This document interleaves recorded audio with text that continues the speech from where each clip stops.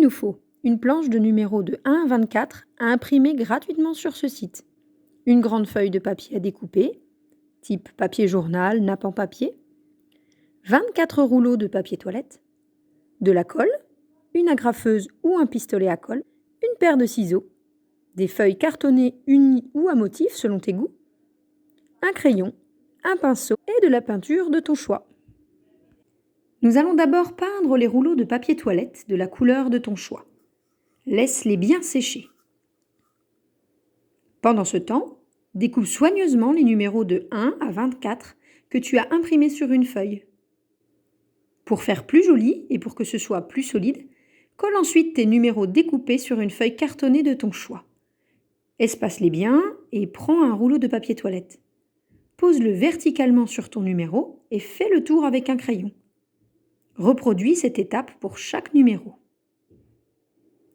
Maintenant, tu vas découper tes nouveaux ronds, qui sont maintenant à la taille des rouleaux de papier toilette.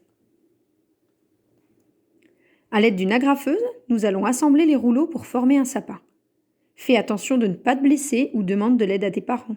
Nous allons agrafer 3 rouleaux ensemble. Ensuite, nous ferons une ligne de 6, puis une autre de 5, 4, 3, 2, et le dernier rouleau formera le sommet du sapin. Il faut maintenant coller les numéros sur l'avant du calendrier. Si tu veux t'amuser à chercher chaque jour la case à ouvrir, mets-les dans le désordre.